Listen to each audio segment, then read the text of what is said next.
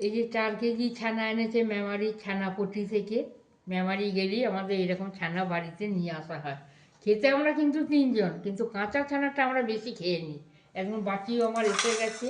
যারা নতুন মুখ নিয়ে আসছেন সাবিত্রী মুখার্জি রান্না করে, আপনারা সাবস্ক্রাইব করবেন, সাবস্ক্রাইব করতে ভুলবেন না। আর দেখছেন তো এরকম টাটকা ছানা নিয়ে আসবেন, খাবেন। এবার আপনি যা খুশি তাই করতে পারেন, সন্দেশ, কাঁচা খাওয়া, ডালনা করা, মাখা সন্দেশ, ছানার বরফি, তরকারি, সব কিছু এটা করতে পারবেন। কিন্তু ছানাটা দেখেছেন, কালার দেখেছেন, আর ছানার জমাটি দেখেছেন? এই দেখুন কিরকম জমাটি ছানা, দেখুন।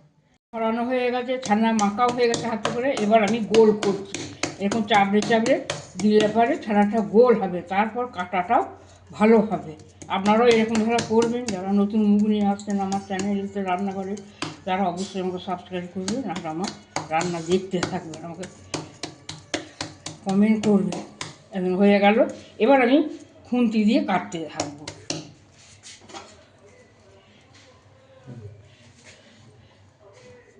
এই যে খুন্তি দিয়ে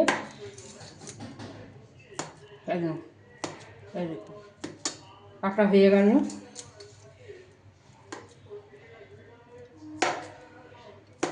পিসটা আপনার মতন করে করবেন, আপনি যেরকম খাবেন, বাড়িতে যেরকম পরিমাণ লোক আছে আপনি সেই মতো কাটবেন। আমি একটু বড় বড়ই করি। এই হয়ে গেল। এই যে ছানার পিসগুলো কাটা হয়েছে, এবার আমি ভাজছি।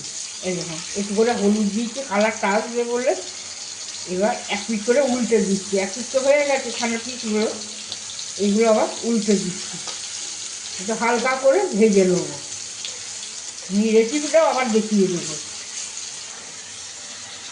আপনারা দেখতে থাকুন আর সাবস্ক্রাইব করতে থাকুন।